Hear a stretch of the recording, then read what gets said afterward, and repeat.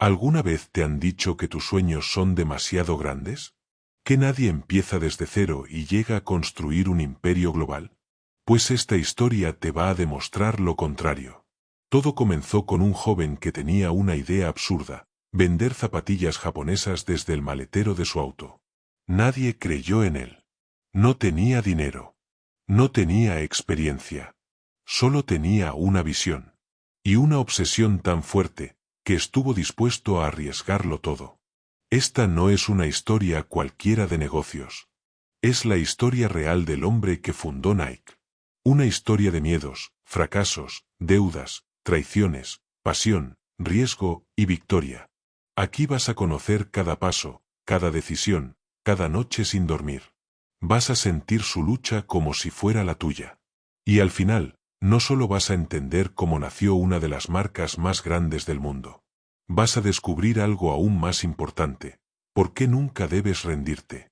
Prepárate, porque lo que estás a punto de escuchar podría cambiar la forma en que miras tu propia vida. Capítulo 1. Down. Tenía 24 años cuando decidí seguir mi idea loca. Así la llamaba yo. No era un plan de negocios, ni una estrategia brillante. Era simplemente un presentimiento, que podía importar zapatillas de Japón y venderlas en Estados Unidos. ¿Tenía sentido? No mucho. ¿Tenía dinero? Apenas lo justo. Pero sí tenía algo que pocos jóvenes poseen a esa edad. Una mezcla peligrosa de pasión y fe irracional. Esa mañana, mientras caminaba por las calles vacías de Portland, el aire frío me golpeaba el rostro como un recordatorio de que estaba completamente solo. Había terminado la universidad, había servido en el ejército y había convencido a mi padre, a regañadientes, de financiar un viaje alrededor del mundo con la excusa de que encontraría una visión para mi vida. Pero en el fondo, yo sabía que ese viaje era mi primer gran salto hacia lo desconocido. En mi habitación colgaba una foto de la Acrópolis, y desde niño había sentido un magnetismo inexplicable por Grecia, su historia y su cultura. Soñaba con estar ahí, de pie frente al Partenón, con el sol naciendo a mis espaldas. No sabía exactamente qué buscaba, pero intuía que si corría lo suficientemente rápido detrás de ese sueño, algo en mi vida se activaría. Y así, con una maleta llena de libros, un pasaje pagado con esfuerzo, y una libreta repleta de ideas borrosas, inicié el viaje que cambiaría todo. Desde Hawái hasta Hong Kong, de Bangkok a India, y finalmente a Tokio, cada ciudad me iba enseñando algo distinto. Pero fue en Japón donde la idea loca empezó a tomar forma real. Allí conocí a Onitsuka, una empresa que fabricaba unas zapatillas llamadas Tiger, ligeras, económicas, diferentes. Las vi. Las toqué. Las imaginé en los pies de corredores americanos. En ese momento supe que había encontrado algo más que un producto. Había encontrado una misión. No tenía empresa, ni nombre, ni socios. Pero eso no me detuvo. Con una confianza que ni yo mismo entendía, pedí una reunión con los ejecutivos de Onitsuka y me presenté como el representante de una distribuidora en Estados Unidos llamada Blue Ribbon Sports. ¿Era verdad? No. ¿Importaba? Tampoco. Estaba plantando la semilla de lo que, años más tarde, se convertiría en una de las marcas más poderosas del planeta. Después de esa reunión en Japón, salí del edificio de Onitsuka temblando, pero con una sonrisa que no podía esconder. Les había prometido enviar un pedido pronto. Les había dicho que teníamos operaciones en la costa oeste de Estados Unidos. En realidad, no tenía nada, salvo una idea y una dirección, la de la casa de mis padres, donde todavía vivía. Volví a Oregón con una mezcla de euforia y miedo. Sabía que ahora no había marcha atrás. Había activado una serie de eventos que me obligaban a actuar, a construir algo desde cero. Y aunque en ese momento no lo veía con claridad, ese fue el verdadero nacimiento de Nike. Meses después, un pequeño paquete llegó desde Japón. Eran los primeros pares de Tiger. Los abrí con las manos temblorosas. Eran perfectos. Los mostré a entrenadores de atletismo, a corredores, a cualquiera que quisiera escuchar. Las críticas eran buenas, la recepción tímida, pero prometedora. Y así, Blue Ribbon Sports comenzó. Sin oficina. sin empleados, sin dinero. Vendía los zapatos desde la cajuela de mi Plymouth Valiant en pistas universitarias, con una energía que desbordaba el cuerpo. Cada vez que lograba una venta, sentía que estaba avanzando 1000 pasos. Cada vez que alguien se interesaba por los Tiger, mi sueño se hacía más real. Pero no todo era entusiasmo. Mi padre, un editor conservador de periódico, veía mi idea con desconfianza. Quería que consiguiera un empleo de verdad, que tuviera seguridad, una pensión, un futuro tradicional. Para él, ese negocio de zapatillas era una distracción. Un pasatiempo. Una pérdida de tiempo. Aún así, no me detuve. Y no porque creyera que iba a ganar millones, eso ni siquiera me pasaba por la cabeza. Sino porque sentía que había encontrado aquello que hacía latir mi corazón más fuerte. Algo que me empujaba a levantarme cada día con propósito.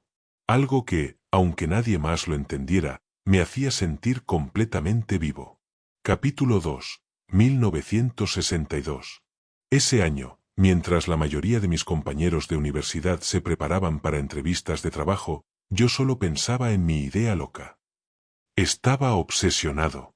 Veía zapatillas en todas partes. Imaginaba atletas corriendo con mis productos. Pero más que eso, me imaginaba a mí mismo haciendo algo diferente. Algo que rompiera con la rutina que tanto temía. Sabía que no podía lanzarme al vacío sin algo de preparación. Así que empecé a estudiar cómo funcionaba el negocio de las importaciones, cómo se movía el mercado deportivo en Estados Unidos, qué buscaban los corredores, cómo se fabricaban los mejores productos. Cada artículo, cada libro, cada conversación era una pieza del rompecabezas. Mientras tanto, convencí a mi padre de financiarme un viaje por el mundo. No fue fácil. Le dije que quería enriquecer mi visión del mundo antes de encerrarme en una oficina de por vida. Y aunque no le convencía del todo, accedió a darme $1000. Con eso, tracé una ruta: Hawái, Japón, el sudeste asiático, India, Europa y finalmente Grecia. Pero no era solo turismo. Era una búsqueda personal. Una expedición para encontrar la respuesta a una pregunta que me rondaba desde niño. ¿Qué es lo que vine a hacer al mundo? En Hawái pasé mis días trabajando medio tiempo y mis noches leyendo libros sobre negocios, cultura y filosofía. Allí me acompañaba mi amigo Carter, que luego seguiría su propio camino. En las playas de Waikiki me pregunté muchas veces si debía quedarme ahí. Era tentador. El sol, el mar, la vida sencilla. Pero sabía que si lo hacía, traicionaría ese fuego interno que me empujaba hacia algo más grande. Así que seguí adelante. Volé a Tokio, sin saber que esa ciudad se convertiría en uno de los puntos de inflexión más grandes de mi vida. Instante. Este no es un vídeo más que pones de fondo mientras haces otra cosa. Esta puede ser la conversación que cambie tu relación con el dinero y con tu futuro. Estamos tan acostumbrados a distraernos, a saltar de contenido en contenido, que se nos olvida lo más importante. Lo que puede transformar tu vida no es lo que ves, es lo que decides escuchar de verdad. Y lo que estás escuchando ahora no es entretenimiento. Es una guía, un espejo, una posibilidad.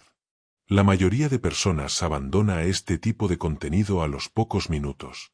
No por falta de tiempo, sino por falta de compromiso. Pero tú sigues aquí. Eso significa algo. Significa que hay una parte de ti que ya no quiere seguir igual. Así que escúchame bien. No dejes que un mensaje sin valor te saque del camino. No permitas que el ruido apague lo que estás empezando a construir. Esta es tu oportunidad. Tu momento. Lo que viene a continuación puede ayudarte a tomar decisiones que cambien no solo tus finanzas, sino tu vida entera. Pero solo si estás presente. Solo si eliges quedarte. Tokio me recibió con una mezcla de orden y caos. Calles limpias, autos pequeños, personas en trajes impecables. Todo se movía con una precisión casi coreográfica. Yo me sentía fuera de lugar, pero también enormemente fascinado. En ese momento, Japón vivía un renacimiento económico. Habían dejado atrás la devastación de la guerra y estaban decididos a convertirse en una potencia tecnológica y comercial. Y entre todas las industrias que estaban surgiendo, una captó mi atención, la del calzado deportivo. Allí descubrí Onitsuka Co., una empresa que fabricaba unas zapatillas de entrenamiento ligeras y muy distintas a lo que se vendía en América. Se llamaban Tiger. Tenían diseño, tenían lógica, tenían potencial. Así que me presenté en su oficina sin cita, nervioso, vestido con mi mejor traje, con el corazón en la garganta. Le dije al recepcionista que representaba a una empresa de distribución americana llamada Blue Ribbon Sports. En realidad, Blue Ribbon aún no existía. Pero necesitaba parecer más grande de lo que era. Después de una breve espera, me hicieron pasar a una sala de reuniones. Allí estaban varios ejecutivos, formales, curiosos, observándome. Yo les hablé de mi interés en importar sus productos a Estados Unidos, de cómo veía una oportunidad real de mercado, de mi amor por el atletismo. Para mi sorpresa, me escucharon con atención. Me preguntaron cifras, me pidieron referencias, me dijeron que considerarían mi propuesta. No hubo acuerdo inmediato, pero planté la semilla. Y eso bastó. Salí de esa oficina como si flotara. Con una mezcla de miedo y entusiasmo que nunca había sentido. Sabía que si todo salía bien, esa conversación marcaría el inicio de algo grande. No tenía dinero, ni empresa, ni experiencia. Pero sí tenía algo que los demás no, una visión. Y esa visión ya no me dejaría dormir tranquilo. Había comenzado el viaje, aunque aún no lo supiera del todo. Capítulo 3, 1963. Volver a casa después de ese viaje fue como despertar de un sueño. Había recorrido el mundo, caminado por templos antiguos, conversado con personas de culturas completamente distintas, y sobre todo, había sembrado una posibilidad real de negocio. Pero ahora, de nuevo en Portland, las cosas se sentían estáticas. Las calles eran las mismas, los rostros conocidos, la vida predecible. Y, sin embargo, yo ya no era el mismo.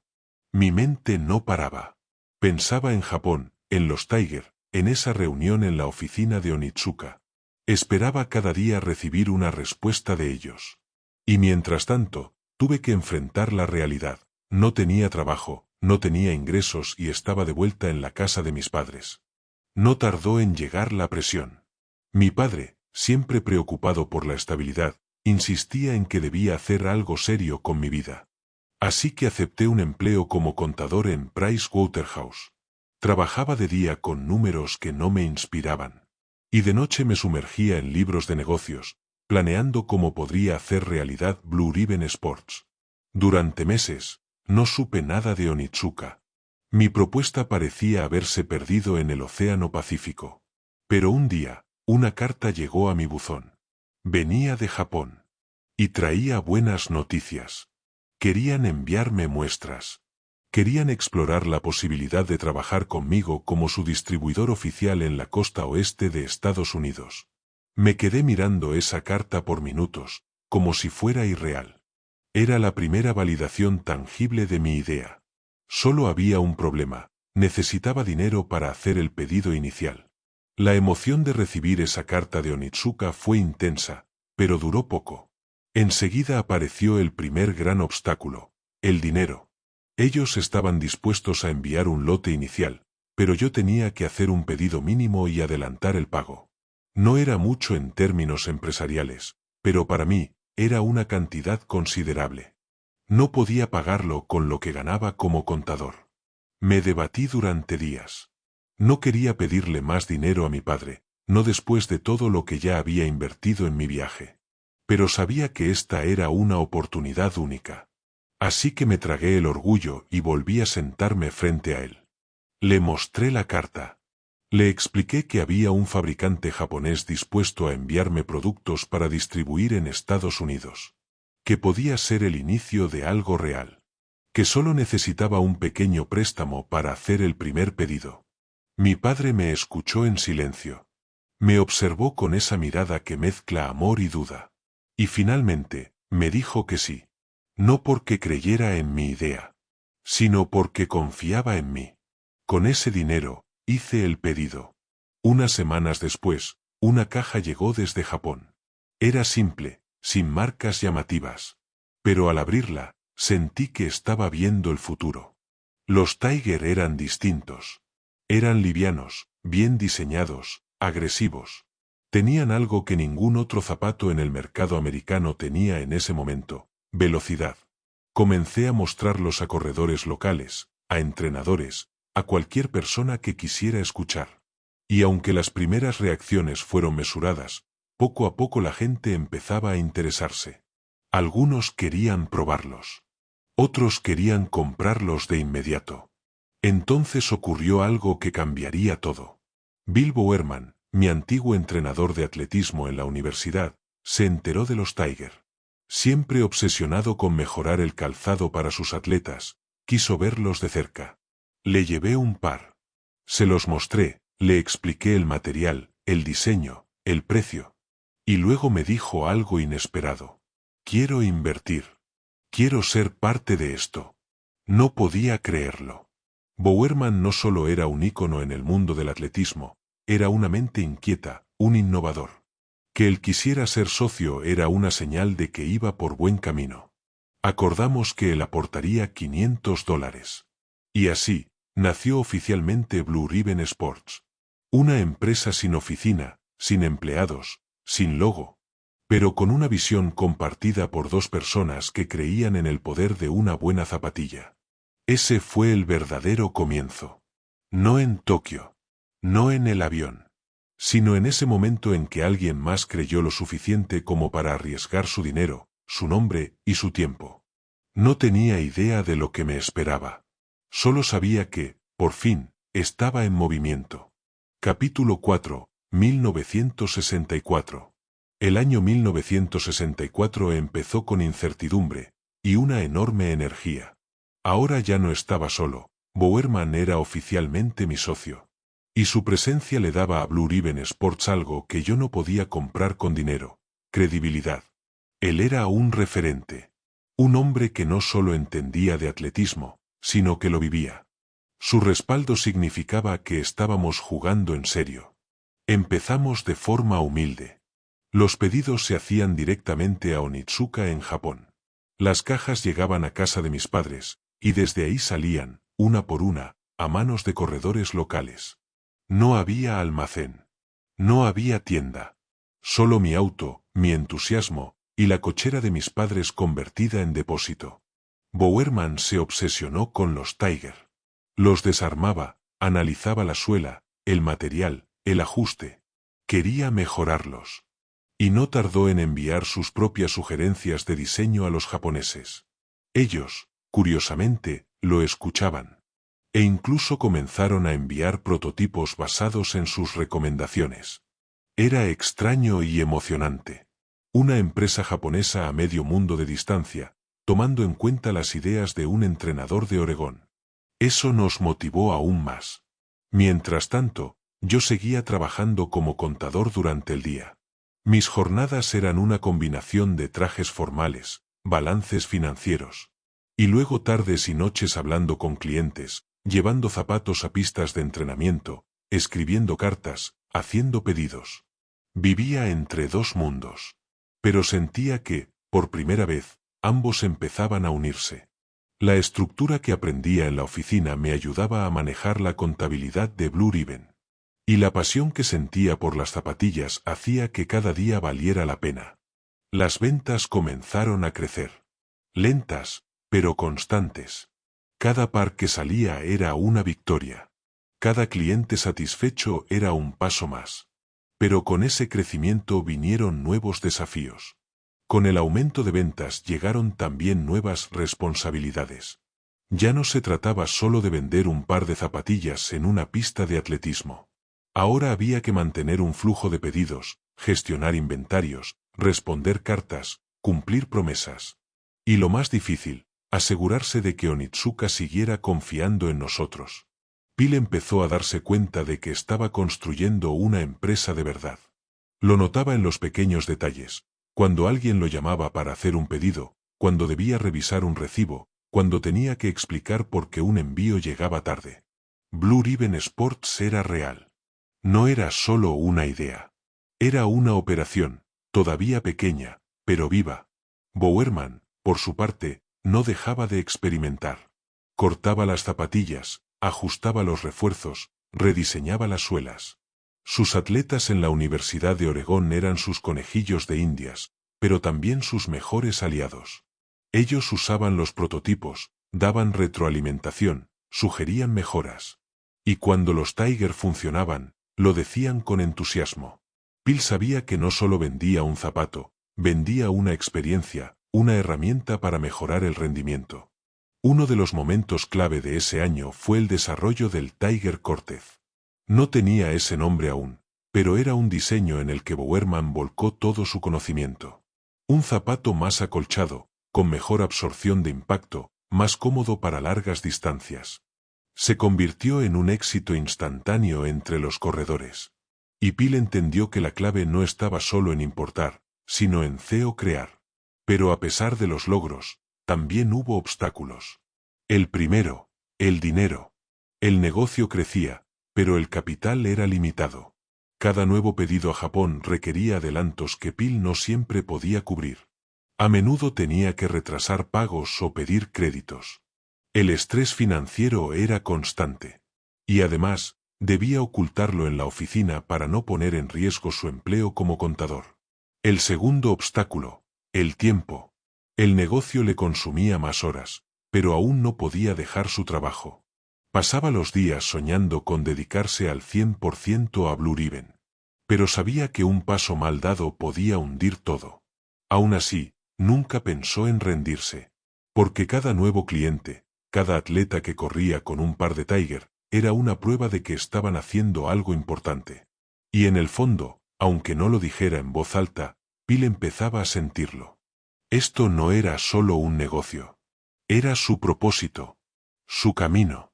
Y recién comenzaba. Capítulo 5, 1965. Ese año trajo consigo una palabra que se repetiría en la vida de Phil durante décadas. Crecer. Blue Ribbon Sports estaba creciendo. Las ventas aumentaban. Las cartas desde Japón eran más frecuentes. Y, sobre todo, los corredores hablaban. El boca a boca estaba funcionando. La comunidad atlética comenzaba a conocer la marca Tiger, y empezaban a asociarla con rendimiento, innovación y comodidad. Pero junto con el crecimiento llegaron los problemas que todos los emprendedores temen. Más demanda que capacidad. Phil ya no podía con todo. El maletero de su coche ya no era suficiente. Su habitación, que había sido su oficina, ahora parecía una bodega abarrotada. Y la cochera de sus padres, donde almacenaba los pedidos, ya no daba abasto. Fue entonces cuando tomó una decisión clave: contratar a su primer empleado. No un vendedor ni un ejecutivo, sino alguien que pudiera ayudarle a mantener el ritmo: Jeff Johnson. Jeff era un entusiasta del atletismo, obsesivo con los detalles, metódico, pero también creativo. Y lo más importante, creía en la misión de Blue Ribbon. Fue el primer fanático real de la marca. No solo vendía los zapatos, los vivía. Desde el primer día, Jeff comenzó a escribir cartas con sugerencias, ideas, observaciones. A veces enviaba hasta 5 al día. Phil se reía, pero también se sorprendía.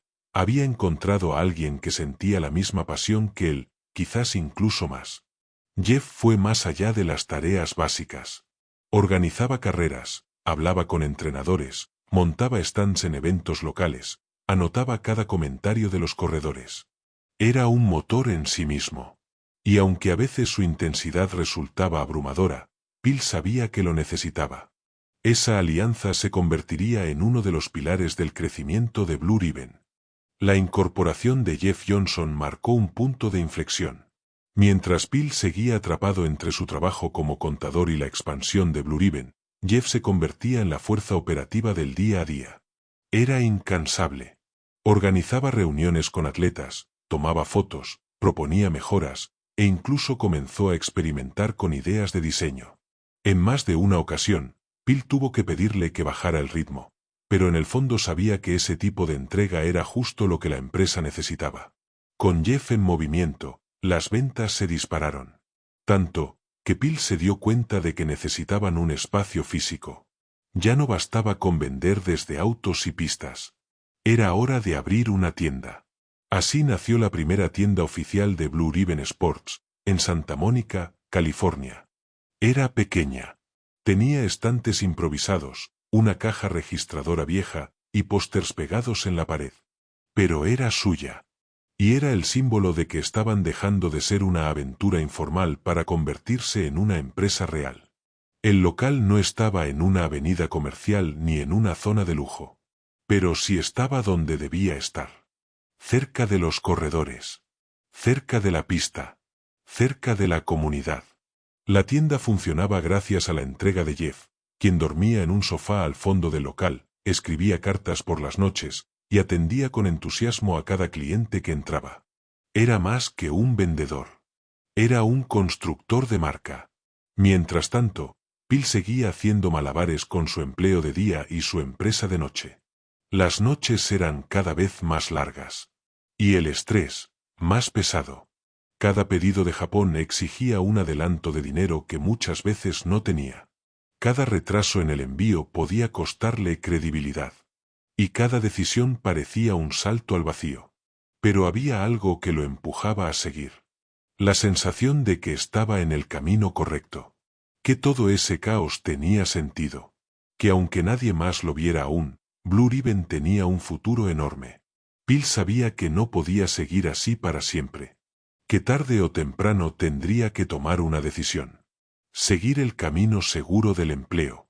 O apostar todo por esa empresa que comenzaba a respirar por sí sola. Y aunque aún no lo decía en voz alta, en su interior ya lo sabía. No iba a detenerse. Capítulo 6. 1966.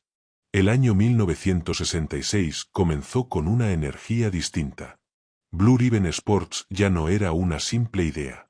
Tenía una tienda. Tenía un equipo. Tenía clientes que regresaban a comprar más.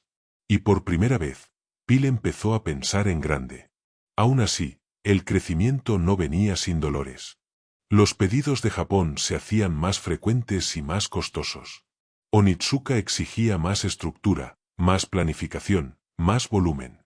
Y aunque eso significaba que el negocio funcionaba, también exponía lo frágil que era. Bill seguía trabajando tiempo completo como contador.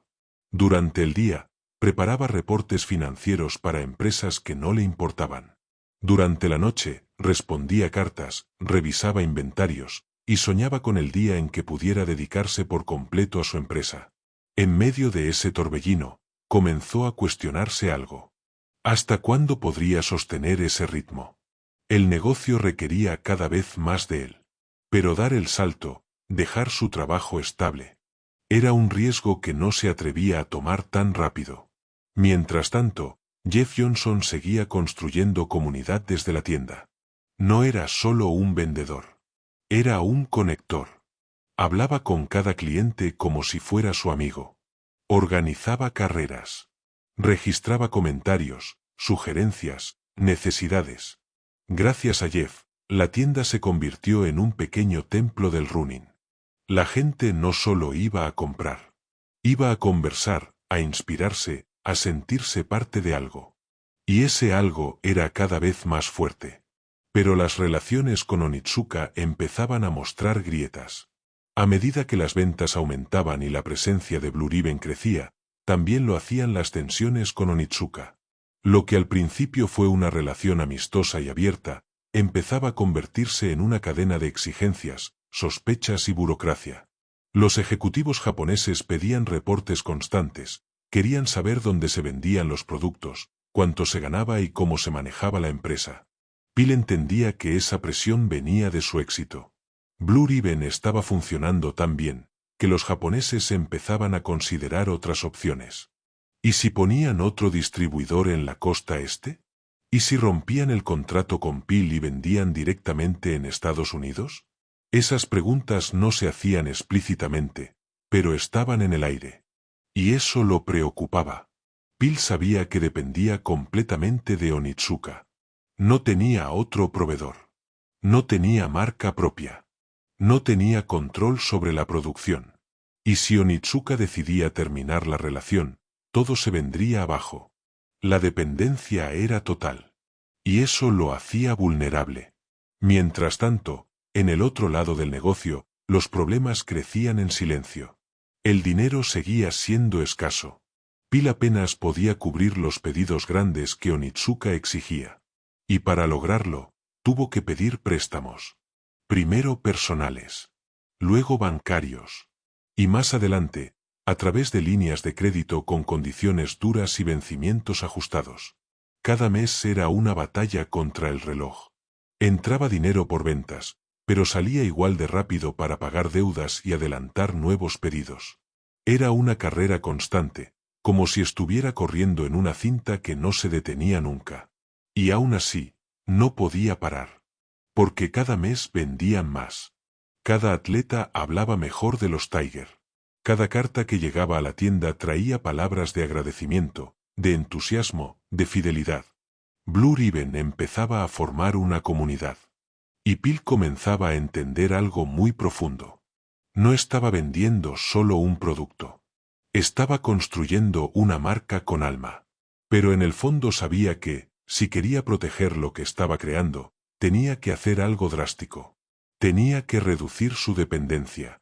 Tenía que tomar el control.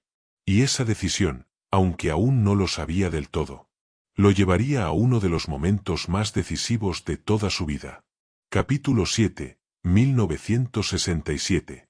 1967 trajo una sensación nueva, urgencia. Blue Ribbon seguía creciendo, pero el éxito empezaba a sentirse como una trampa. Las ventas iban bien, los clientes estaban satisfechos, y los productos Tiger ganaban terreno en el mercado. Pero internamente, Bill sentía que caminaba por una cuerda floja. Cada pedido a Onitsuka era más grande, cada embarque más caro. Y lo peor, cada vez tenía menos control. Los japoneses enviaban productos cuando querían, con las cantidades que querían, y a veces incluso con cambios que nadie había aprobado. Bill empezaba a sospechar que estaban probando su paciencia, o preparándose para reemplazarlo. Su intuición no estaba equivocada. Un día, recibió una noticia inesperada. Onitsuka estaba negociando con un posible nuevo distribuidor para Estados Unidos. Sin avisarle. Sin consultarle. Sin importarle que él había construido toda la operación desde cero. Esa traición silenciosa lo golpeó fuerte. Había dedicado años a construir confianza, reputación, resultados. Y ahora lo estaban dejando de lado como si fuera prescindible. Pero en vez de rendirse, algo dentro de él se endureció. Sabía que no podía seguir dependiendo de una empresa que no compartía su visión. Y por primera vez lo dijo en voz alta. Tenemos que crear nuestra propia marca. Esa idea, que por años le pareció lejana, ahora era una necesidad urgente. Bill no quería dejar de trabajar con Onitsuka de inmediato. Sabía que necesitaba tiempo. Pero ya no había marcha atrás. Blue Ribbon debía transformarse. La decisión de crear una marca propia no se tomó en una reunión formal ni se escribió en un plan de negocios. Nació de la presión, de la necesidad de sobrevivir. Pero también de la convicción de que Blue Ribbon no podía depender de nadie más. Bill comenzó a pensar en lo esencial. ¿Qué nombre tendría esa nueva marca? ¿Qué simbolizaría? ¿Qué la haría distinta? Al mismo tiempo, mantenía su trato con Onitsuka, fingiendo normalidad mientras en el fondo preparaba su salida. Era una maniobra delicada. Necesitaba seguir vendiendo los Tiger para sostener la empresa, pero ya no confiaba en quienes los fabricaban. Era como caminar sobre hielo delgado. Mientras tanto, Jeff Johnson seguía siendo una fuente de ideas inagotables. Fue él quien, en una de sus muchas cartas, propuso varios nombres posibles para la nueva marca. Y entre ellos, apareció uno que capturó algo especial. Nike. Jeff lo había leído en un libro sobre mitología griega. Nike era la diosa de la victoria. Una figura alada, ligera, veloz. Era perfecto. El nombre fue recibido con cierta frialdad al inicio, pero algo en él quedó resonando. Era corto. Sonaba distinto. Tenía poder. En paralelo, surgía otra necesidad urgente, un logo. Bill le encargó a una joven estudiante de diseño gráfico, Caroline Davidson, que creara un símbolo para la marca. Le pagó $35. Ella entregó varias opciones, entre ellas una especie de ala o trazo curvo que simbolizaba movimiento. No encantó a nadie, pero no había tiempo. Phil eligió ese diseño y dijo: «No me encanta, pero irá creciendo en mí». Lo que no sabía es que ese símbolo, el esboos, se convertiría en uno de los logos más reconocidos del planeta. Así, mientras seguía vendiendo Tiger de Onitsuka, Phil ya tenía lista la identidad de lo que vendría después. La marca que nacería del conflicto, de la urgencia y de la visión. Blue Ribbon ya no era solo un distribuidor. Estaba a punto de transformarse en algo mucho más grande. Y Phil lo sentía en los huesos. El verdadero juego estaba por comenzar. Capítulo 8, 1968. 1968 fue un año de transición, tanto para el negocio como para la vida personal de Phil. Mientras la tensión con Onitsuka seguía creciendo, también lo hacía su necesidad de tomar control total del rumbo de Blue Ribbon. Pero al mismo tiempo, la vida le lanzaba un nuevo desafío, uno que no podía evitar ni postergar: el matrimonio. Phil se había comprometido con Penny Parks, una joven que había conocido años antes en la universidad. Callada, observadora, inteligente. Ella lo apoyaba, aunque muchas veces no entendía por qué Phil seguía arriesgando tanto por algo que apenas daba frutos. Aún así, dijo que sí. La boda fue sencilla, sin lujos. Phil estaba más nervioso por las finanzas del negocio que por la ceremonia. Pero ese paso fue importante. Le dio algo de estabilidad emocional, aunque su mundo profesional estaba lejos de ser estable. En paralelo, las conversaciones con Onitsuka se volvían más ásperas. La empresa japonesa quería abrir su propia sede en Estados Unidos. Querían traer a un nuevo distribuidor. Y querían controlar el mercado americano directamente. Phil sabía que eso era una sentencia. Si no reaccionaba rápido, Blue Ribbon desaparecería. Todo lo que había construido quedaría en manos de otros. Fue entonces cuando tomó una decisión crítica. Empezar a fabricar sus propias zapatillas. Eso significaba romper gradualmente con Onitsuka. Significaba encontrar fábricas nuevas. Significaba diseñar, producir y distribuir bajo su propio nombre. Era un salto al vacío. Pero ya no había otra opción. Blue Ribbon debía morir. Para que Nike naciera. Romper con Onitsuka no era tan sencillo como apagar una luz. Phil todavía dependía de ellos para abastecer las tiendas, para mantener la marca visible en las pistas, para generar ingresos. Pero sabía que debía actuar con inteligencia. Tenía que construir una nueva base mientras la vieja aún aguantaba.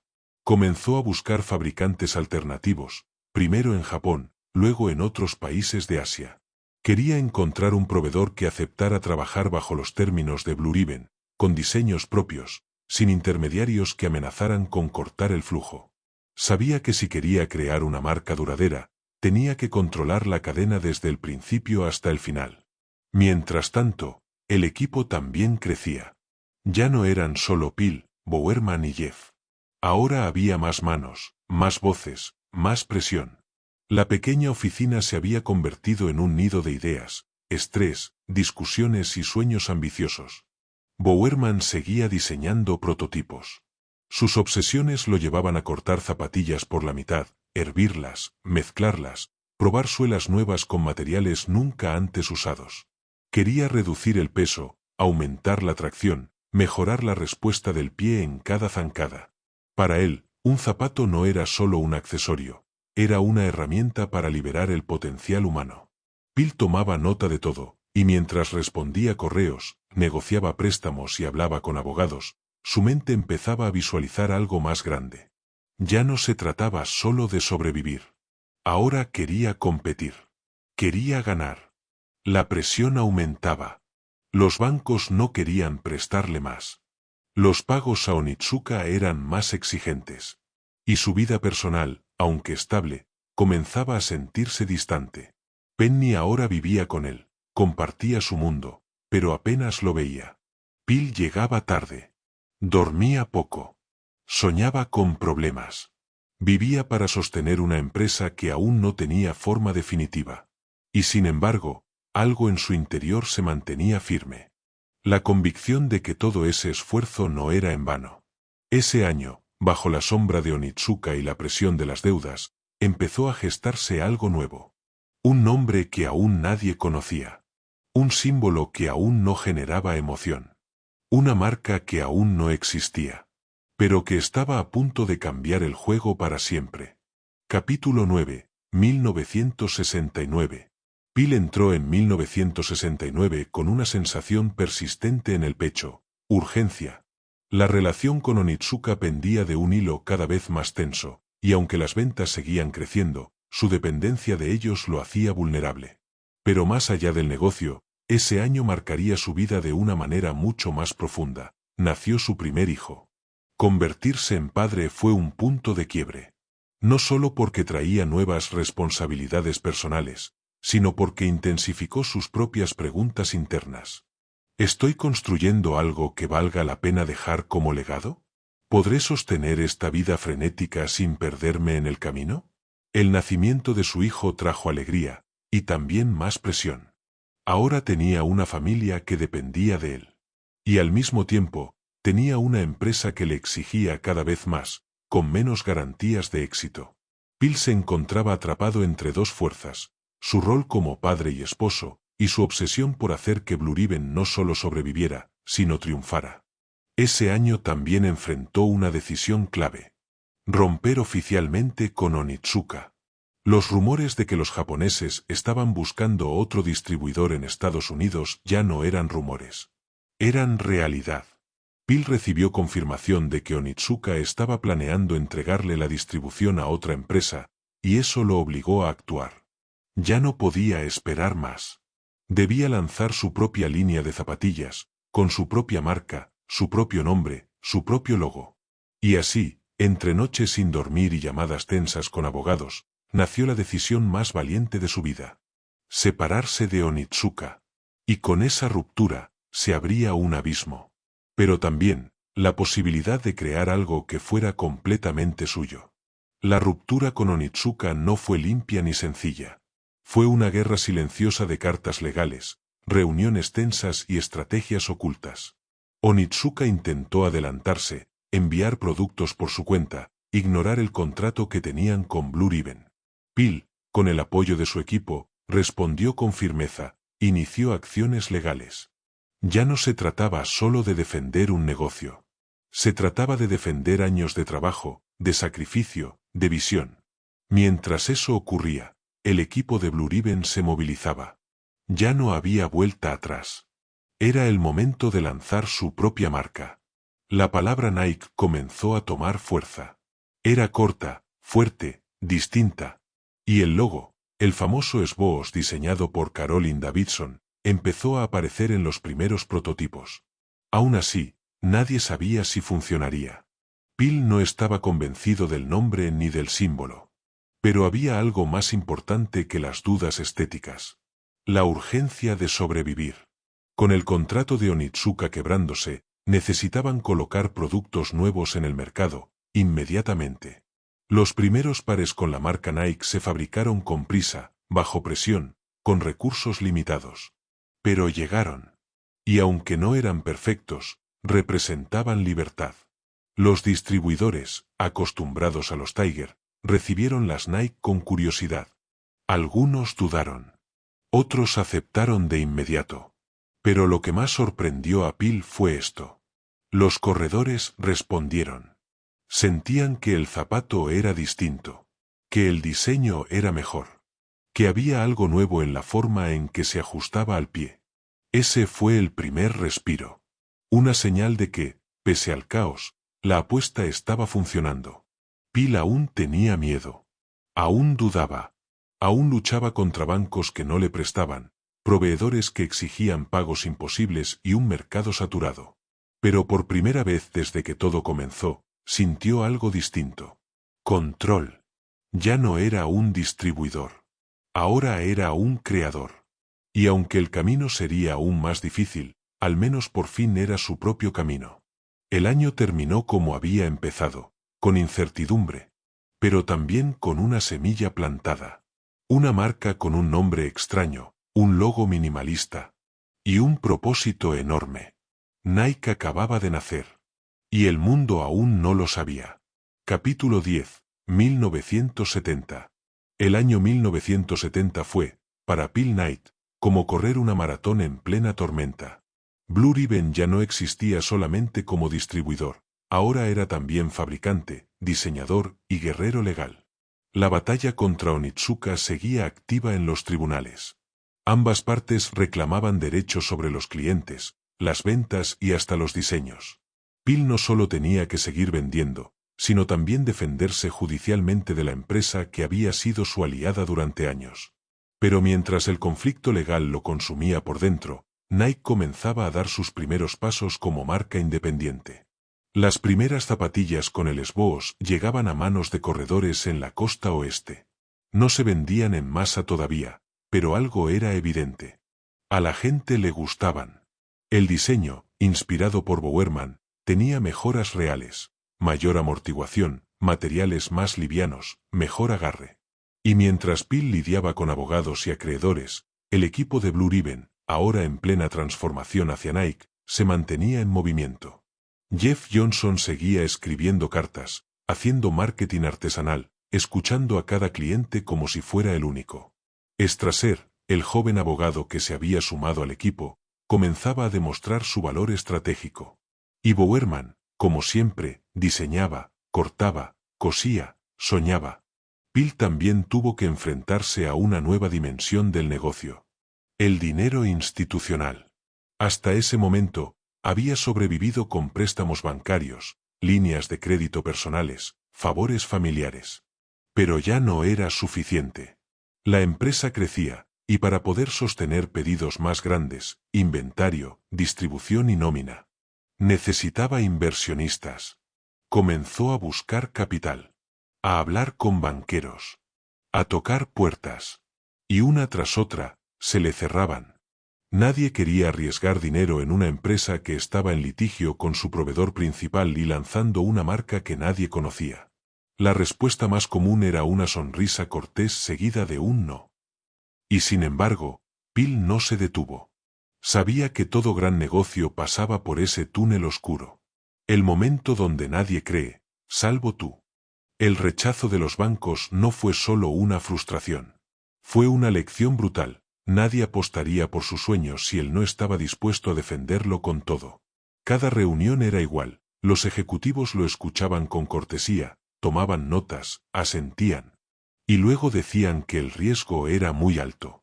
Que una empresa en medio de un juicio internacional no era un buen lugar para poner dinero. Que la competencia era demasiado fuerte. Que su modelo de negocio no era sostenible. Phil salía de esas oficinas con los dientes apretados, pero la mirada firme. Sabía que no podía rendirse. Porque mientras los inversionistas dudaban, los clientes no lo hacían. Los pedidos seguían llegando. Los corredores seguían recomendando los nuevos modelos. Las zapatillas con el esboos empezaban a verse en las pistas, en las calles, en los entrenamientos universitarios. Y lo más poderoso de todo, los atletas volvían. Eso era lo que más lo emocionaba. No era solo que compraban. Es que confiaban. Mientras tanto, el conflicto con Onitsuka se agudizaba. Ambas partes se acusaban mutuamente de incumplimiento de contrato. El caso se volvía más complejo, más caro, más incierto. Pero Phil ya no estaba solo. Había formado un equipo. Gente leal, comprometida, que había apostado por la visión cuando aún era solo un nombre y una promesa.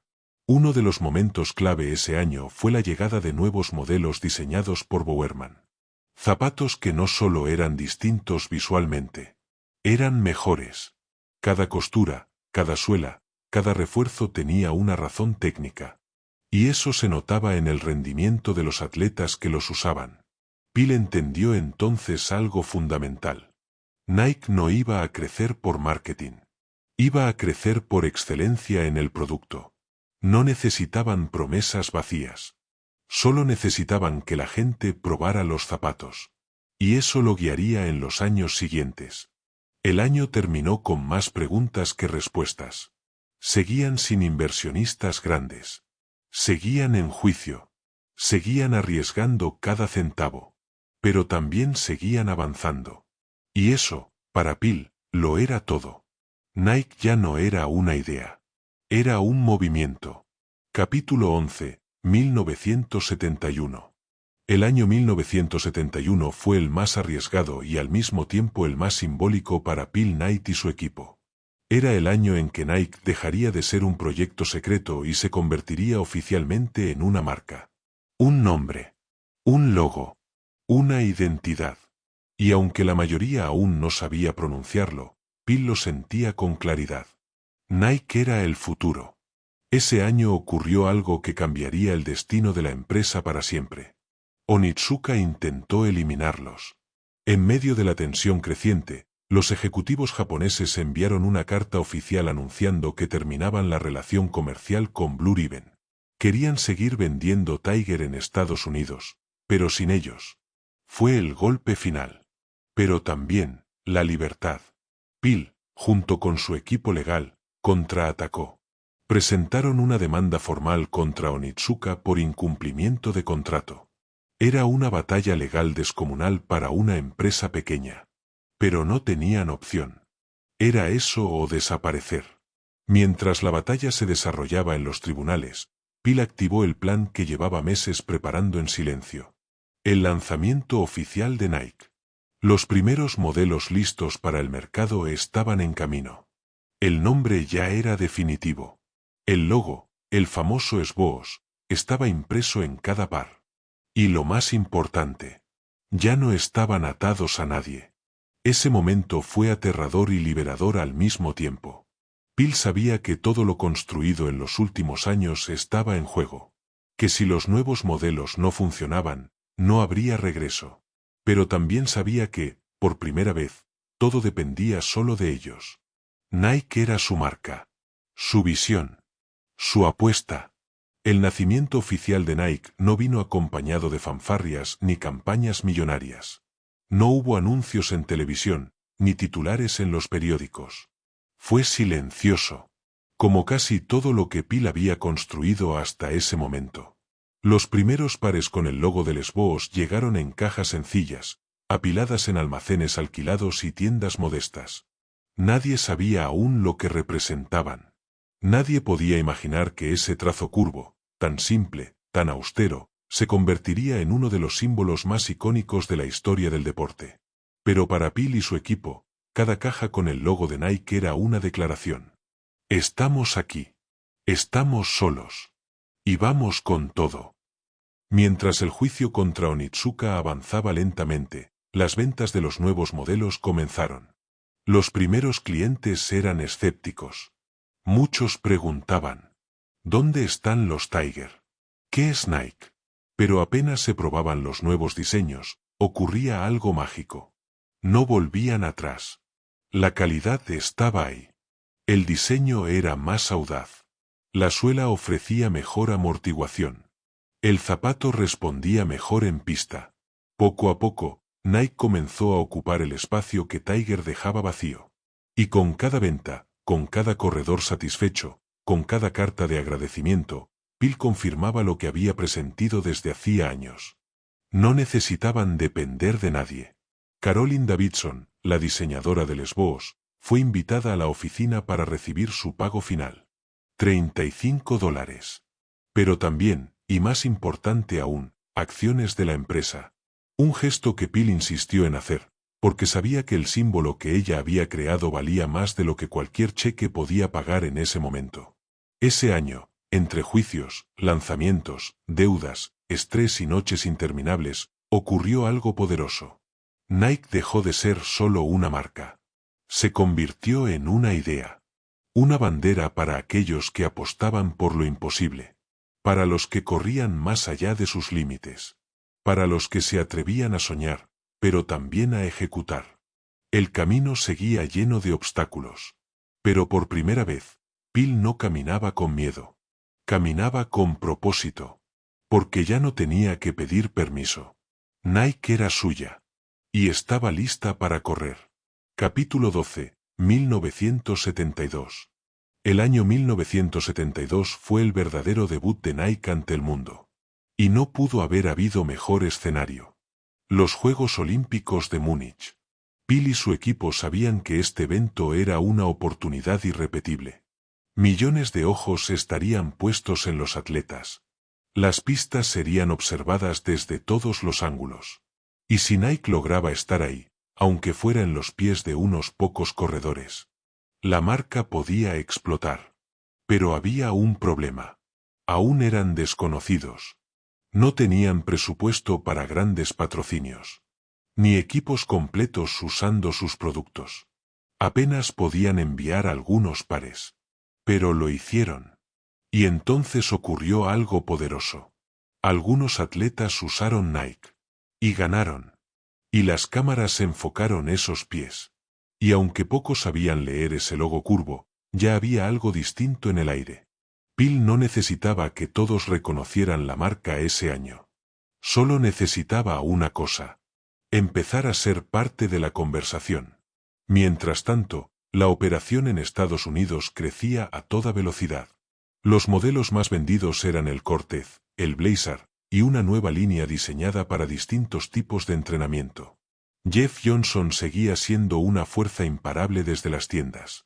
Bowerman, obsesionado, continuaba innovando. Y el equipo de ventas, pequeño pero feroz, cubría territorio como si se tratara de una campaña militar. Sin embargo, no todo era victoria. El juicio con Onitsuka seguía drenando energía y recursos. Y las finanzas, como siempre, eran una batalla constante. Bill vivía a crédito. Invertía cada dólar que entraba.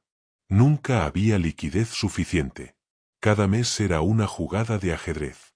Pero él lo aceptaba. Porque ahora ya no solo vendía zapatillas. Estaba construyendo una cultura. Y esa cultura empezaba a despertar. El impacto de los Juegos Olímpicos de Múnich fue más grande de lo que Bill esperaba.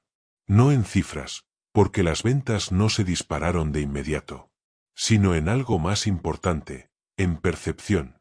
Nike ya no era una marca invisible. Era una marca emergente. Una que empezaba a aparecer en las conversaciones, en las pistas, en los entrenamientos. Una que algunos reconocían, y que otros empezaban a imitar. Bill comprendió que la competencia no iba a esperar. Converse seguía dominando el mercado del baloncesto. Adidas era la referencia global. Y otras marcas emergentes, con más recursos, ya comenzaban a estudiar lo que Nike estaba haciendo. Pero a diferencia de los demás, Bill no pensaba en términos de productos. Pensaba en filosofía. Él no quería solo vender zapatillas. Quería inspirar a una generación. Quería representar la lucha, el esfuerzo, la velocidad, la fe ciega en uno mismo. Y para lograrlo, debía afinar cada detalle. Ese año, se hizo una apuesta clave en diseño. Crear un modelo que no solo funcionara bien, sino que llamara la atención. El resultado fue un zapato con una franja de color más viva, una estructura más agresiva, y una suela distinta. Pero no fue Bowerman quien la diseñó. Fue una baflera. En una mañana cualquiera, mientras su esposa preparaba el desayuno, Bowerman observó la plancha para hacer waffles. Y vio algo que nadie más veía. Una estructura de tracción. Corrió al garaje, vertió goma líquida sobre la baflera, y la prensó. El resultado fue una suela que cambiaría el diseño del calzado deportivo para siempre. Flexible, ligera, con agarre perfecto. Esa suela, que nació de un desayuno, se convirtió en la base del Nike Waffle Trainer. Y con ese modelo, Nike no solo entró en el mercado con fuerza. Lo sacudió. Bill sabía que aún quedaban años de lucha. Que el juicio seguía. Que las deudas apretaban. Pero algo en el aire había cambiado. Ya no estaban en modo defensa. Ahora atacaban. Y el mundo empezaba a notarlo. Nike ya no pedía permiso. Corría al frente. Capítulo 13, 1973. En 1973, Nike ya no era solo una apuesta. Era una marca que empezaba a tomar terreno. Pero con el crecimiento vino algo nuevo para Bill y su equipo. La presión de ser relevantes. Antes, cualquier venta era motivo de celebración. Ahora, había que sostener cifras, cumplir pedidos más grandes, responder a expectativas reales. El negocio ya no era artesanal. Comenzaba a volverse corporativo. Y Phil seguía sin saber si eso era bueno o malo.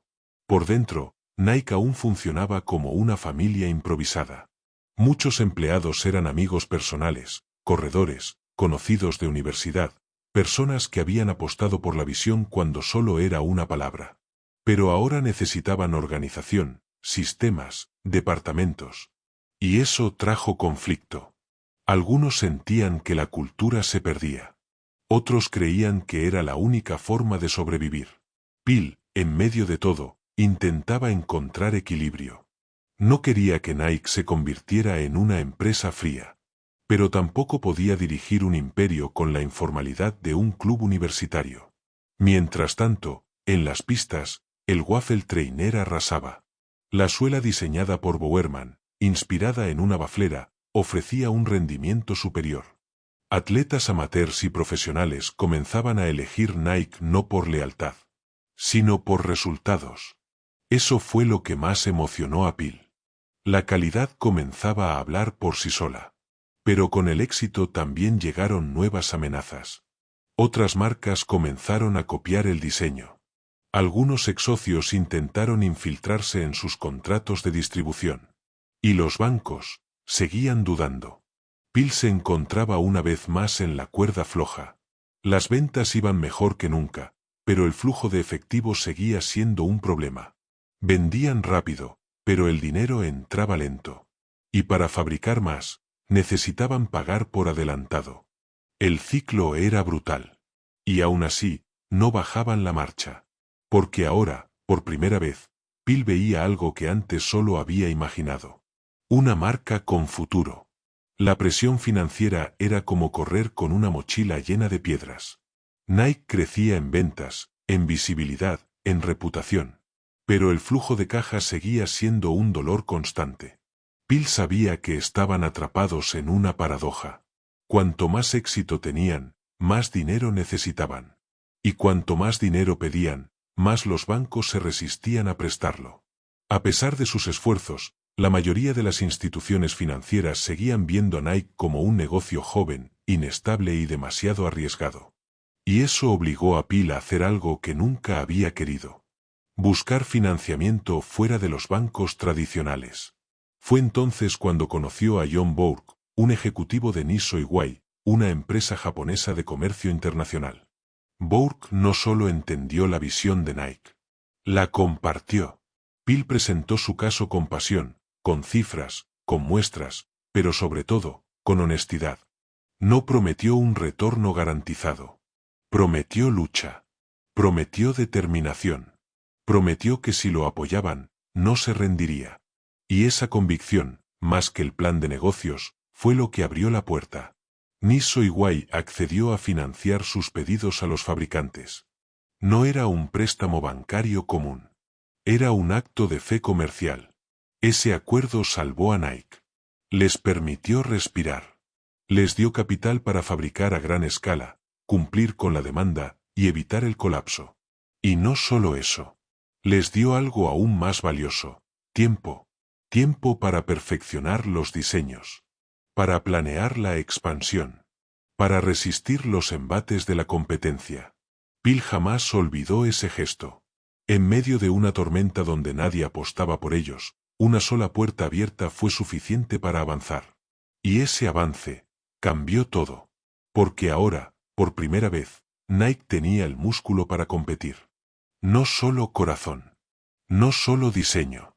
Sino también estructura. La empresa aún era joven. Aún tenía heridas abiertas. Pero ya no era frágil.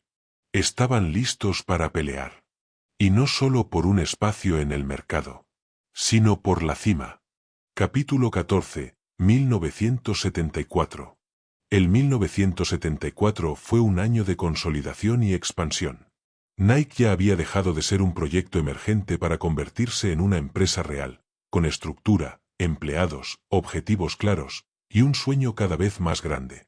Bill y su equipo trabajaban sin descanso para cubrir la demanda creciente. Los corredores que usaban Nike empezaban a ganar competencias importantes. Y la palabra comenzaba a esparcirse con fuerza en el mundo del atletismo. Pero junto con el éxito, aparecieron nuevos retos. La competencia se endureció. Marcas como Adidas y Puma estaban bien establecidas, con recursos y mercados firmemente asegurados. Nike tenía que encontrar la forma de diferenciarse, de marcar territorio. Una de las decisiones más audaces de ese año fue comenzar a invertir en publicidad y patrocinio. No tenían un gran presupuesto, pero entendían el poder de contar historias. Así, comenzaron a apoyar atletas emergentes, eventos deportivos y a crear materiales que hablaban de la pasión, la superación y el poder del deporte. Fue también el año en que Bill y su equipo empezaron a pensar en la internacionalización. Ya no bastaba con dominar el mercado estadounidense. Había que salir al mundo. Mientras tanto, internamente, la empresa crecía en complejidad. Bill entendió que necesitaban delegar más. No podía ni quería seguir con todas las responsabilidades.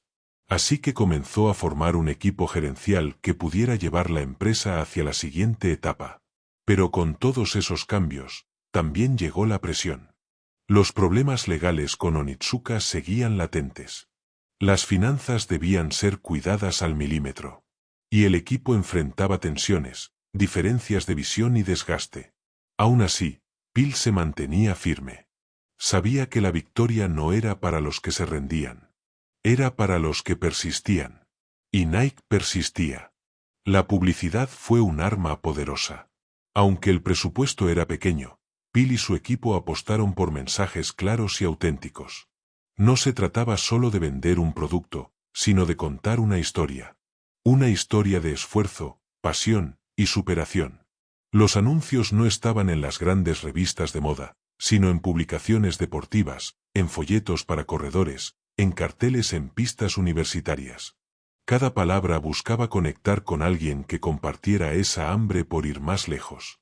Los atletas patrocinados empezaron a ganar. Sus testimonios se convirtieron en la voz de Nike. Y eso, más que cualquier campaña millonaria, construyó confianza. En paralelo, Bill puso foco en la expansión internacional. Sabía que para competir con gigantes como Adidas, debían estar presentes en más mercados. Así comenzaron a explorar acuerdos en Europa y Asia. El camino era complejo, con barreras culturales, legales y logísticas. Pero era necesario. Dentro de la empresa, las responsabilidades crecían. Bill ya no podía hacerlo todo. Comenzó a delegar más en sus gerentes y en su equipo de confianza. El crecimiento exigía estructura, procesos y liderazgo compartido. Pero con el crecimiento llegaron las tensiones.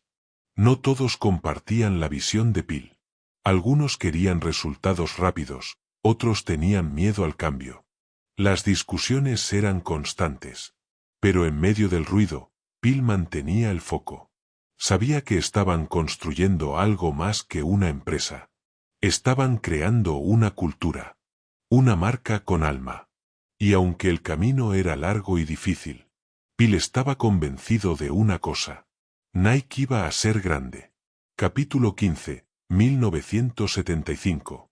El año 1975 fue un momento de aceleración y cambio para Nike. La empresa ya se había establecido firmemente en el mercado estadounidense, y su nombre comenzaba a resonar con fuerza. Pero Bill sabía que el verdadero desafío era mantener ese impulso y expandirlo a nuevos niveles. Una de las grandes prioridades fue la innovación en el producto. Bowerman, incansable en su búsqueda por mejorar el calzado deportivo, continuó desarrollando nuevos modelos y tecnologías. Su obsesión por la perfección llevó a la creación de suelas más ligeras, materiales más resistentes y diseños más ergonómicos. Bill entendía que, para competir con gigantes como Adidas y Converse, no bastaba con vender zapatillas. Había que ofrecer algo que ningún otro pudiera igualar. Además, la empresa comenzó a fortalecer su red de distribución. Las tiendas propias crecían, y también aumentaban las ventas a minoristas. La marca se hacía cada vez más visible en todo el país. Pero con el crecimiento también llegaron las dificultades. La gestión se volvió más compleja. Los problemas financieros persistían. El equipo enfrentaba tensiones internas, y la presión por entregar resultados era constante. A pesar de todo, Bill mantenía una fe inquebrantable. Sabía que cada sacrificio, cada noche sin dormir, cada decisión arriesgada, formaba parte del camino hacia algo mucho más grande. Nike ya no era solo una empresa pequeña. Era un competidor serio. Y Bill estaba listo para llevarla a la cima. Mientras Nike avanzaba hacia nuevos horizontes, Bill se enfrentaba a una realidad inevitable. El crecimiento exponencial requería un cambio en la gestión. Ya no bastaba con la pasión y el trabajo duro. Había que profesionalizar la empresa. Bill comenzó a buscar ejecutivos con experiencia, gente que pudiera llevar la empresa a una nueva etapa. No siempre fue fácil encontrar a personas que compartieran su visión y compromiso. Algunos llegaban con ideas rígidas, otros con falta de pasión. Pero poco a poco fue armando un equipo sólido. En paralelo, la competencia seguía apretando. Adidas y Converse no estaban dispuestos a ceder terreno sin luchar. Las batallas en publicidad, patrocinios y diseño eran constantes. Cada lanzamiento se convertía en un enfrentamiento. A pesar de ello, Nike continuó destacando por su innovación. Bowerman y el equipo de diseño lanzaron nuevas tecnologías que marcaron diferencia en la comodidad y el rendimiento. Esto atrajo a más atletas profesionales, que a su vez aumentaron la visibilidad de la marca. El ambiente interno era intenso. Las largas jornadas, las exigencias, los conflictos. Pero Bill sabía que ese era el precio del éxito. Y estaba dispuesto a pagarlo. Ese año fue un punto de inflexión. Nike ya no era una promesa. Era una realidad consolidada. Y el sueño de Bill estaba más cerca que nunca. Capítulo 16. 1976. El año 1976 marcó un antes y un después para Nike. La empresa, tras años de lucha y perseverancia, empezaba a consolidarse como una marca líder en el mercado estadounidense. Los productos eran reconocidos por su calidad, innovación y diseño. La cultura de la empresa seguía viva, impulsada por un equipo apasionado y dedicado. Bill, ahora más seguro de su camino, comenzó a enfocarse en la expansión internacional. Sabía que para competir globalmente debía abrir nuevos mercados y establecer alianzas estratégicas en Europa, Asia y América Latina. Los desafíos eran grandes, pero también las oportunidades. En el plano interno, la empresa experimentó un crecimiento en su estructura administrativa. Se implementaron procesos formales de gestión, finanzas y recursos humanos. Esto permitió manejar mejor los recursos y responder con agilidad a las demandas del mercado. Bill también se dedicó a fortalecer la imagen de marca. La publicidad se volvió más sofisticada y estratégica. Las campañas se enfocaban en inspirar a los consumidores, en contar historias de superación y esfuerzo. Nike ya no vendía solo zapatillas, vendía un estilo de vida. Aunque el éxito era evidente, Bill sabía que no podía bajar la guardia. La competencia seguía feroz, y el mercado en constante cambio. Pero tenía claro que la perseverancia y la innovación serían sus mejores aliados. En 1976, Nike comenzó a establecerse fuera de Estados Unidos. Se abrieron oficinas en Europa y Asia, con equipos locales que entendían las particularidades de cada mercado. La internacionalización no solo ampliaba la base de clientes, sino que también fortalecía la imagen global de la marca. Bill entendía que cada región tenía su propia cultura deportiva, sus preferencias y sus desafíos. Por eso, trabajaron en adaptar productos, campañas y estrategias para conectar auténticamente con cada público. Mientras tanto, en Estados Unidos, la empresa seguía innovando. El desarrollo tecnológico continuaba siendo una prioridad. Nuevos materiales, nuevas suelas, mejores diseños. Bowerman y su equipo eran incansables. Bill también empezó a enfocarse en la construcción de una cultura empresarial sólida. Quería que Nike fuera más que un lugar de trabajo, una comunidad con valores compartidos. Esto se tradujo en capacitaciones, actividades de equipo y un ambiente donde la creatividad y la pasión podían florecer. Aunque el camino no estaba exento de retos, Phil estaba convencido de que Nike estaba en la senda correcta. Cada desafío era una oportunidad para crecer y aprender. Y mientras el logo del Esboos comenzaba a verse en todo el mundo, Phil sabía que la historia apenas estaba comenzando. Capítulo 17, 1977. En 1977, Nike ya había dejado de ser una promesa para convertirse en una realidad sólida y reconocida. El crecimiento continuo trajo consigo nuevos retos: mantener la innovación, expandir el mercado y consolidar la cultura interna. Phil y su equipo comenzaron a apostar más fuerte por el marketing. Se enfocaron en campañas que conectaban emocionalmente con los consumidores, resaltando historias de esfuerzo y superación. La marca dejó de vender solo productos para convertirse en un símbolo de identidad y estilo de vida. Por otro lado, la competencia seguía siendo feroz. Adidas, Converse y nuevas marcas emergentes no se quedaban atrás. Pero Nike contaba con algo que ningún otro tenía: un equipo apasionado y una visión clara. En términos de producto, se lanzaron nuevos modelos que marcaron tendencia. Además, la empresa empezó a diversificar su oferta para otros deportes y actividades.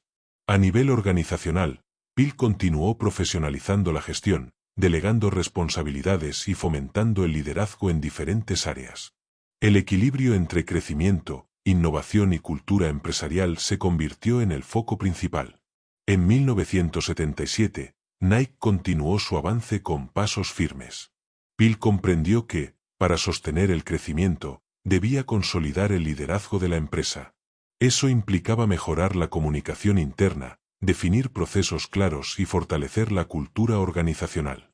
El equipo creció, y con ello, la necesidad de tener líderes que compartieran la visión y valores de la compañía. Phil trabajó para inspirar a sus colaboradores, promoviendo la innovación y la pasión por el deporte. En el mercado, Nike lanzó productos que rompieron esquemas, ganando la preferencia de atletas de alto rendimiento y aficionados. Las campañas publicitarias se volvieron más creativas y agresivas, posicionando a Nike como la marca de quienes buscan la excelencia. La competencia no disminuyó su presión, pero Nike había adquirido la fortaleza necesaria para competir a nivel global. Los resultados financieros mejoraron, y la empresa comenzó a planear su futuro con más confianza. Phil sabía que la batalla por la cima no había terminado, pero estaba listo para enfrentarla con su equipo. Capítulo 18, 1978. El año 1978 fue un periodo de consolidación para Nike. La empresa continuó expandiéndose a nivel global, abriendo nuevas oficinas y estableciendo redes de distribución en Europa, Asia y América Latina. Cada mercado presentaba sus propios desafíos, desde diferencias culturales hasta regulaciones locales, pero Phil y su equipo estaban decididos a adaptarse y triunfar. En términos de producto, Nike siguió innovando. La tecnología en la fabricación de zapatillas avanzaba rápidamente, y la empresa no se quedó atrás. Se introdujeron nuevos materiales y diseños que mejoraban el rendimiento y la comodidad de los atletas. Phil también puso énfasis en fortalecer la cultura empresarial. Quería que Nike no solo fuera un lugar de trabajo, sino una comunidad unida por valores compartidos: pasión, innovación, perseverancia. El marketing se volvió más sofisticado, con campañas que conectaban emocionalmente con los consumidores, destacando historias reales y auténticas. A nivel financiero, Nike logró estabilizar sus cuentas y mejorar su rentabilidad, gracias a una mejor gestión y control de costos. Aunque la competencia seguía siendo fuerte, Nike ya había dejado claro que estaba aquí para quedarse. 1978 fue también un año de desafíos personales para Phil. La presión constante del crecimiento empresarial afectaba su vida familiar y su salud. Sin embargo, encontró en Penny un apoyo incondicional que le ayudaba a mantener el equilibrio. En la empresa, la innovación siguió siendo la fuerza motriz. El equipo de desarrollo lanzó modelos que revolucionaron el calzado deportivo, incorporando nuevas tecnologías que mejoraban el rendimiento y la durabilidad. Phil también reforzó la inversión en publicidad y patrocinio, estableciendo alianzas con atletas de renombre y eventos deportivos de gran escala. Estas estrategias ayudaron a fortalecer la imagen de Nike y a aumentar su cuota de mercado. Además, la empresa comenzó a implementar programas de responsabilidad social, promoviendo el deporte como herramienta de inclusión y desarrollo comunitario. A pesar de los altibajos, Nike continuaba creciendo y consolidándose como una marca global líder.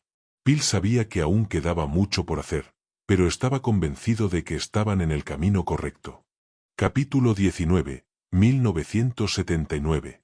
El año 1979 representó un momento crucial para Nike en su camino hacia la dominación global. La empresa había consolidado su presencia en el mercado estadounidense y estaba expandiéndose rápidamente en Europa y Asia. Bill y su equipo enfocaron sus esfuerzos en fortalecer la marca y en optimizar la cadena de suministro para responder a la creciente demanda. En el desarrollo de producto, Nike continuó innovando con nuevas tecnologías en amortiguación y diseño. El lanzamiento de modelos icónicos comenzó a establecer el estándar para la industria. A nivel organizacional, la empresa siguió profesionalizándose.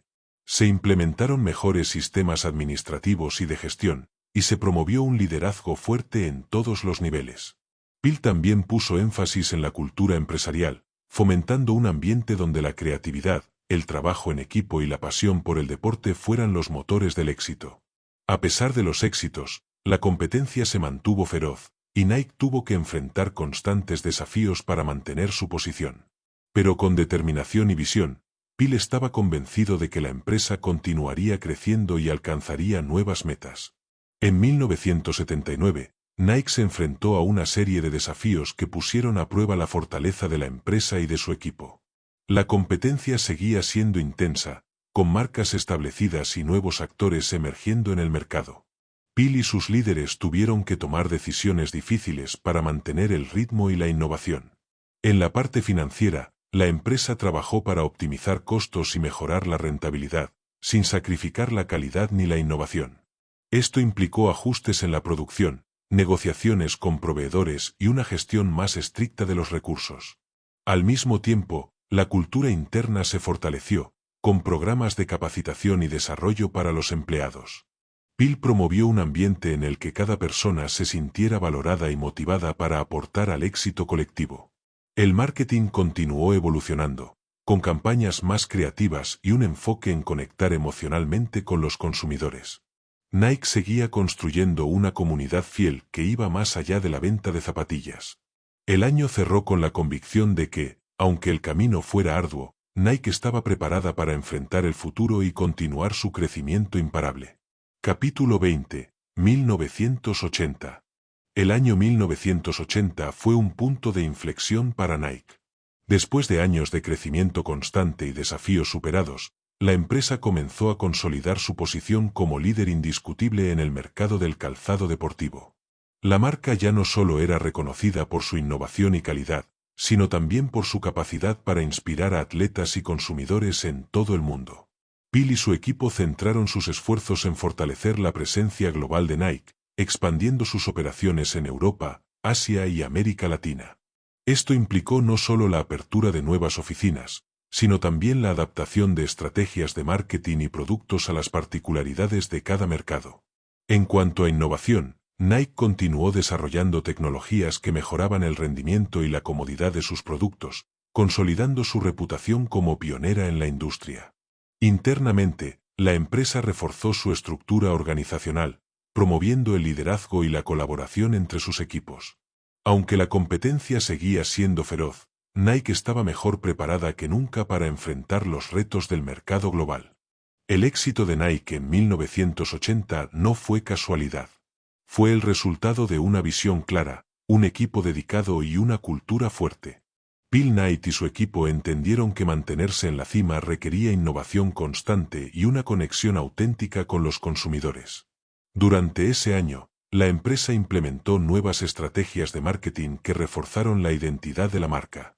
Se enfocaron en contar historias de superación y esfuerzo, que resonaban con atletas y aficionados por igual.